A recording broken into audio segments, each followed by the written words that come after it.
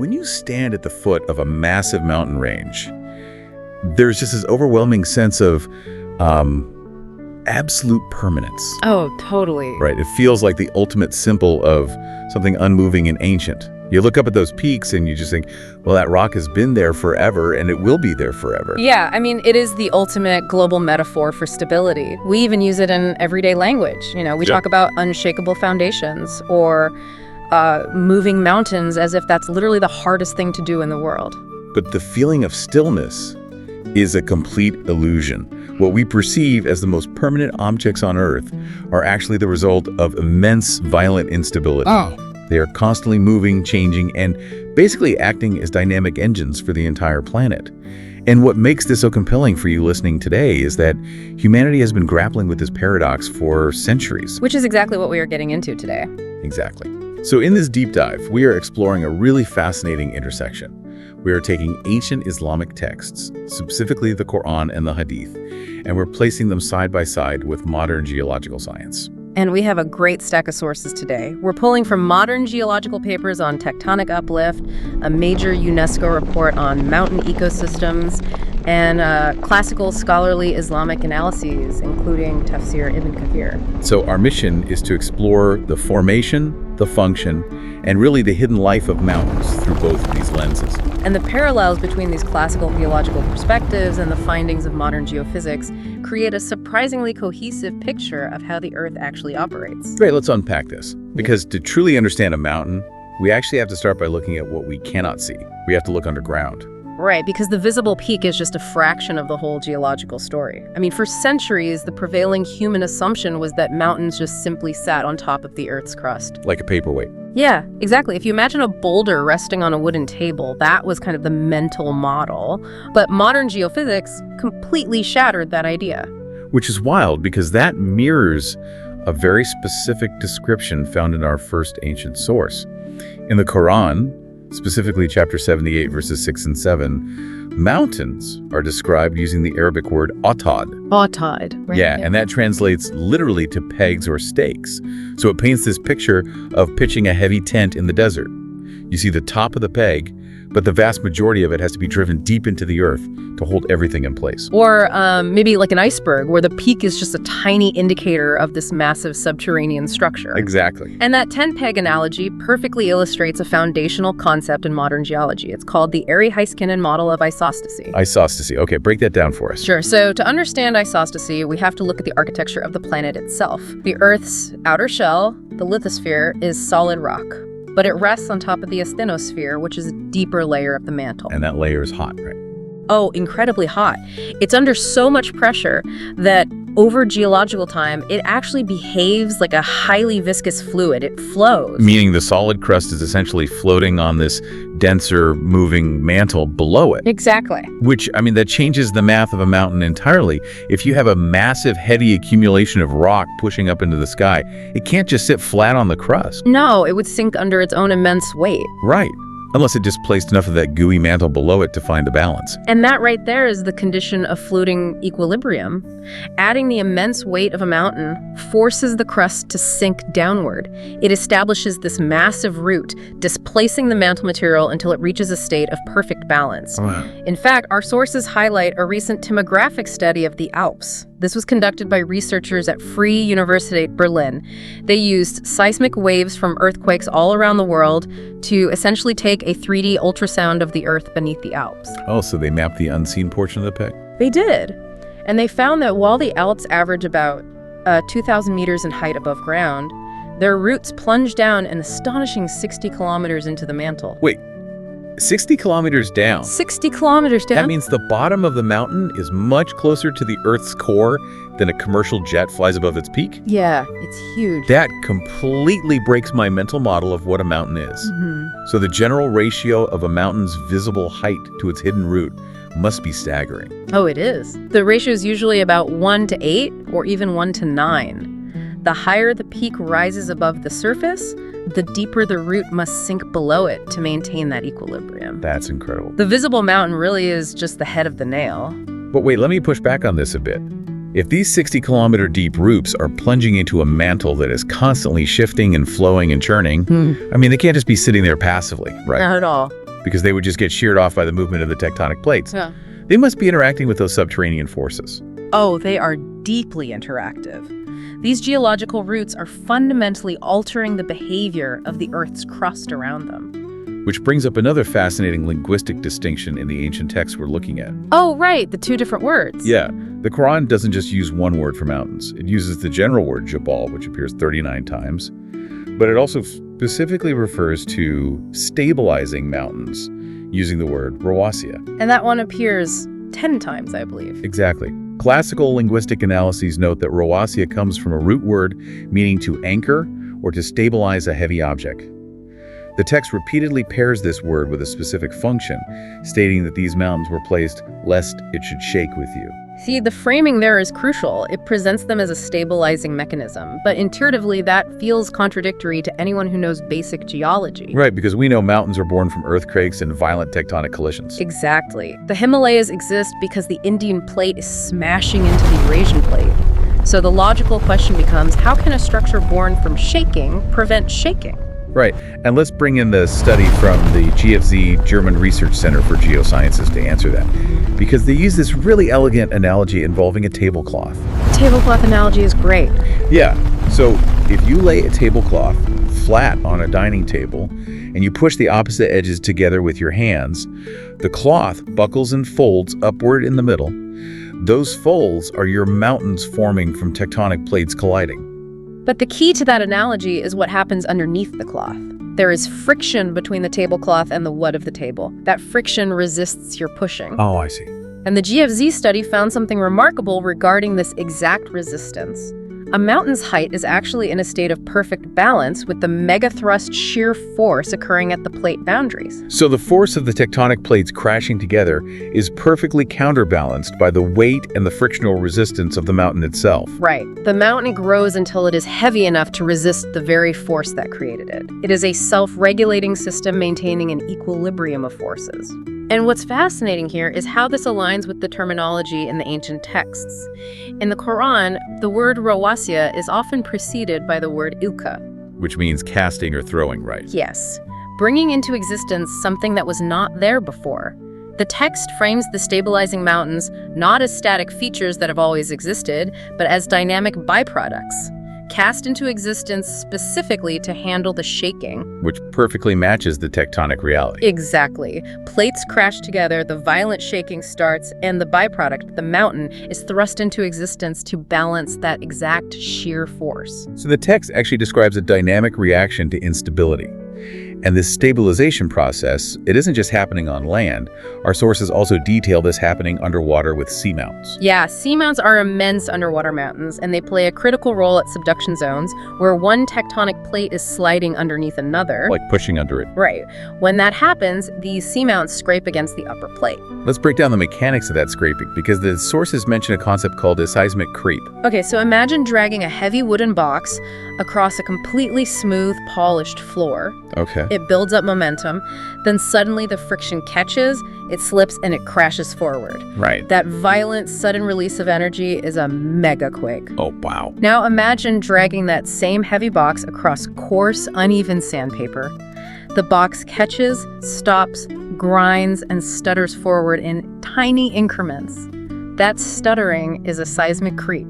So the mountain acts as the sandpaper. Precisely that. The rough, mountainous terrain of the underwater plate boundary prevents the plates from locking together completely. Because if they locked, they would build up centuries of tension and then just snap. Exactly, in one catastrophic megathrust earthquake. Instead, the multiple point contact of the seamounts forces the energy to release slowly. It gradually spreads out the strain. They basically act as the brake pads of the Earth's crust, mitigating the violence of the tectonic shaking. Yeah, that's the perfect way to put it. But pushing millions of tons of rock high up into the sky, it doesn't just manage subterranean shear forces. It fundamentally alters the atmosphere above it too. The physical architecture of the planet dictates the climate. We transition here from looking at mountains as physical anchors to understanding them as the water towers of the Earth. Yes, and the comprehensive UNESCO report in our stack goes into heavy detail on this mechanism. Because mountains force air to move upward, they capture massive amounts of moisture from the atmosphere through a process called orographic lift. Orographic lift. To visualize that, picture wind carrying warm, moist air across a flat plain. Okay, got it. When that wind hits a mountain range, the air has nowhere to go but up. As the air is forced over the peak, it cools rapidly. And cool air simply cannot hold as much water vapor as warm air. So it drops it. Exactly. The moisture condenses into clouds and falls as rain or snow on the windward side of the mountain. This singular mechanical process is why mountains generally supply far more surface runoff per unit area than the lowlands surrounding them. They essentially wring the water out of the sky. Yeah. And they don't just catch the water, they store it. The snowpack, the glaciers, the deep underground aquifers nestled inside the rock, they all act as a giant slow-release battery for fresh water. Right, and billions of people downstream rely on this slow release to survive the dry seasons when it isn't actively raining. It is just a brilliant, entirely passive, natural engineering system. Which echoes a really beautiful textual connection in our sources. Chapter 23, verse 18 of the Qur'an mentions water being sent down from the sky in due measure and settled in the earth. And across these classical texts, mountains are almost always mentioned in the exact same breath as rivers. They are treated as an intertwined system. Because biologically and geographically, they are inseparable. Without the mountains to capture and store the high-altitude ice and snow, which geologists call the mountain cryosphere, those downstream rivers would simply run dry. Just disappear entirely. Yeah, the headwaters of the Nile, the Ganges, the Amazon, the Colorado River, their entire flow relies on this high-altitude architecture capturing and settling the water. So what does this all mean? We have this massive interconnected system sustaining life, but it is incredibly fragile. Which actually brings up a hadith, a saying of the Prophet Muhammad from our sources. Oh yes, this is a profound one. He states, "The world is sweet and green, and verily Allah is going to install you as vice-regents in it in order to see how you act." And the term vice-regent carries profound weight in this context. It implies stewardship. It is a deeply rooted responsibility over something you do not own but are tasked to care for and manage wisely.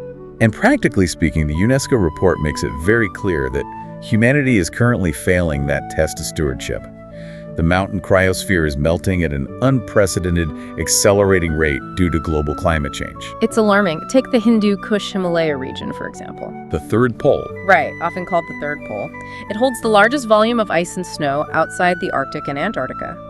As global temperatures rise, we are losing those glaciers. And we are losing the predictable seasonal snowpack that feeds the rivers. As the ice retreats, it triggers this devastating cascade of environmental consequences. Oh, absolutely. The fragile mountain soils, which support about 40% of the world's mountain forests, are suddenly left exposed to severe erosion from increasingly volatile rainfall. Because the roots of the high-altitude trees hold the soil, and the soil acts as a sponge holding the water. Once the soil washes away down the bare rock face, the storage capacity is gone. Yeah, you cannot just plant a new forest on exposed granite. No. Ecosystem recovery at those high elevations is painfully slow, sometimes taking centuries. And the report drives home one unavoidable fact about this ecosystem. We all live downstream. Yes. Whether you are living in a coastal megacity, a desert farming community, or an industrial hub hundreds of miles away, your agriculture, your hydroelectric energy, and your basic survival are tied directly to the health of those mountain water towers. If the system collapses at the peak, the agricultural catastrophe flows all the way to the ocean. The peg holding the crest is also the tower holding the water. But, as we dive deeper into the classical scholarly analyses of these texts, there is another layer to this connection. There is. We have seen how mountains move water and how they balance tectonic forces. But the texts suggest that the mountains themselves are on the move.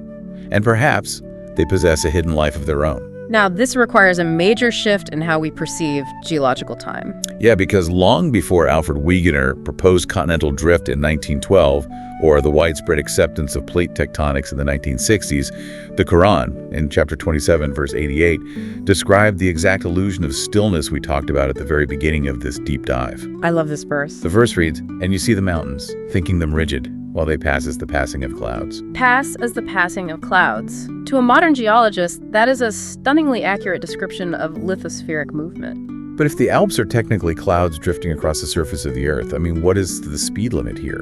How fast are these structures actually moving? Well, let's look at the geological history of the Alps. They are roughly 30 million years old, born from the Adriatic plate, which is a small tectonic plate carrying parts of Italy, smashing into the massive European plate. Okay. And that collision is still happening today. The Adriatic plate is drifting northward by about 1 to 2 millimeters a year. 1 to 2 millimeters a year. That is a planetary collision happening in ultra slow motion.